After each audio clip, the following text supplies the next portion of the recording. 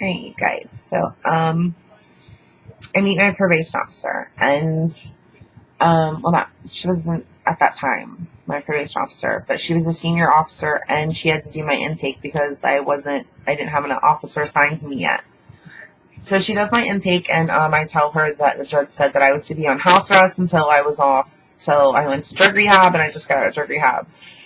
And, she's like, well, I don't have your file, I don't have your folder or anything like that, so let's just do this. You go ahead and report next week. Hopefully we'll have your file by then, and we'll go from there. And she's talking to me a little bit, and she has some of the paperwork that I brought with me from rehab that you have to give to your probation officer that the judge needs, like your completion forms, your discharge papers, your treatment plan, all that stuff like that. So she just looked through it for a couple of minutes, and there's a lot of information in this packet of paper that I give her. And she was like, okay, she's like, what's your DC number? So I give it to her, and she types it in, and whenever you do that, and on the probation computer, it brings up like everything. So she's looking through that for a few minutes, and she goes and gets some paperwork for me to sign. So she comes back and she's like, sign this, this, this, and this. And I sign it. And she's like, the statistics for people your age that have been on probation this long is that you're not going to complete. You're not going to complete this probation. Why didn't you just go ahead and take jail time and just get it over with? And I start bawling, I was like, I can't do jail time. And she's like, well, according to your history, you can't do probation either. So, I was like, but I'm really going to do this time. I'm really going to try. I'm really going to put forth the effort to do this, I've been clean for a little while now. And, I really want to do this. She was like, all right. And she's like, well, then you need to start getting things in order. She's like, go get your driver's license. First off, she was first and foremost, go get your driver's license. Pay that off. She's like, start making payments towards your probation. She goes, now you owe money for the rehab too, so start making payments for your restitution. Do what your therapist, tells you to do. Follow up with these appointments that you have. Follow up with the rehab. Do what the rehab tells you to do. This, that, and the other, and she gave me a lot of good advice.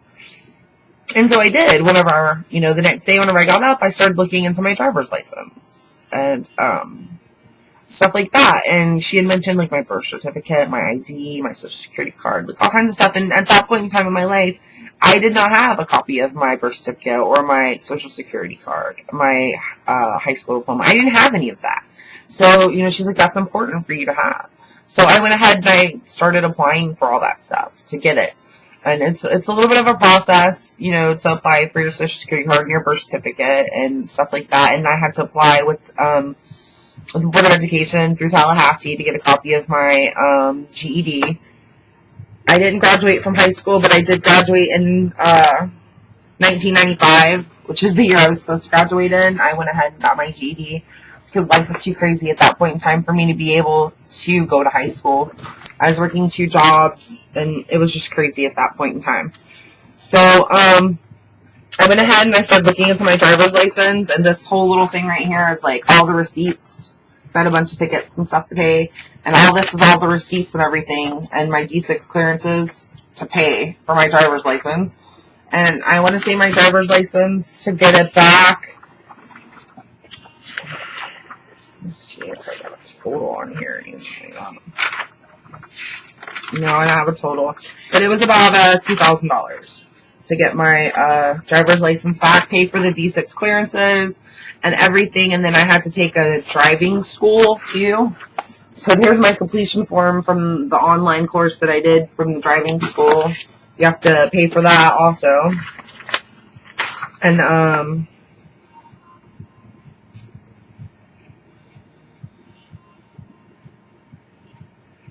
then the letter from where I applied for my driver's license, and they're saying that, I can come in and get it because I applied for it online first to make sure I could get it. I don't want to go waste half my day at the DMV and then walk away without it.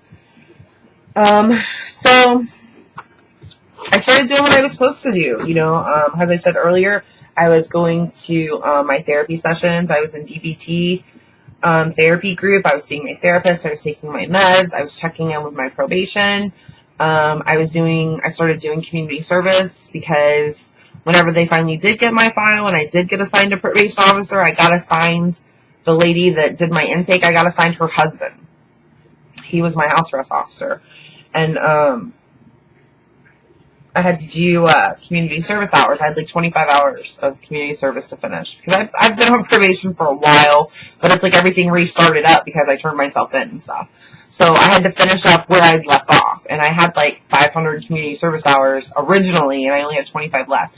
So I went to the volunteer way and did community service hours, and it ended up coming to be that it was never put in any of the paperwork that I was only to be on house arrest until I got into drug rehab. I was to be I had to serve at least half of my house arrest sentence, and it was 2 years. So that was a bummer, but, whatever. So I did my house arrest, and whenever I completed my community service hours, I went ahead, here's my little badge, I went ahead and, continued to volunteer there because I was on house arrest, and I wanted to get out of the house. My fiance bought me a bike. We have a bus system here, and we lived fairly close to the bus. So, I could take the bus and my bike. Between the bus and my bike, I could go anywhere I really wanted to go, and he could still use the vehicle to go to work. So, I was out in the community. I was doing what I had to do. I was volunteering. I still volunteer. Even though community service hours have long been over, I probably don't volunteer as much now as I would like to. I did the week of Thanksgiving go pass out boxes. Well, I didn't pass out the boxes. I put the boxes together, and then they had other people pass them out. But I did go volunteer for that, and I would like to go this month and volunteer for Christmas. So I do stuff. I don't know. I just got really burned by, a lot of the comments that were placed on Facebook. I don't know I know that I don't always portray myself in the best light, and me smoking K2 on YouTube was probably not the best decision, but it is something that I do. I am on probation. I cannot smoke marijuana. I do smoke what I consider alternatives to marijuana, so that probably wasn't the smartest thing I could have done. I didn't, shed myself in that great of a light, I guess, but whatever, that is part of me. That is what I do. I have a bowl right here. It doesn't go far from me. I smoke a lot.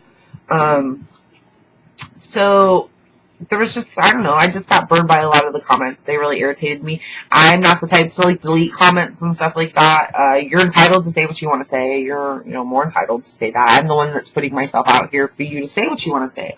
But I am also allowed to clarify. So that's kind of what a little bit of these videos are. They're kind of clarifying. They're giving you a little bit more to base your decisions on, I guess, than what I gave you originally.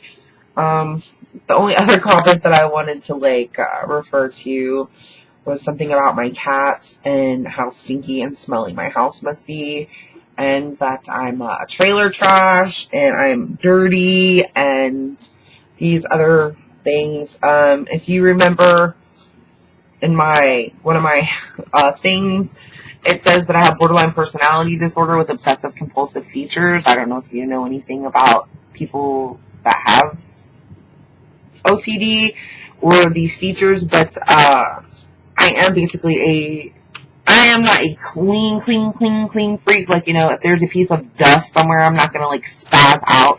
Does my house get cleaned regularly? Yes, every day. My house gets picked up every day. Okay, I don't leave dishes in the sink. We don't do that here. Okay, that's not how we roll, I guess you would say. We don't have laundry piling up. Granted, I do live in a trailer. I do. Now, do I want to live here? No. Have I always lived here? No. I came from a nice 3-bedroom brick home, 1-car garage, beautiful yard, landscaping, the whole nine. I've been there, I've done that, but like I said, life isn't always perfect. Situations happen, and, this is unfortunately where I ended up at. Am I going to be here for forever? No. And, I'm at a place now where I don't have to live here if I didn't want to. We can afford to live someplace else, but we're moving out of the state at the first of the year, so what's the sense?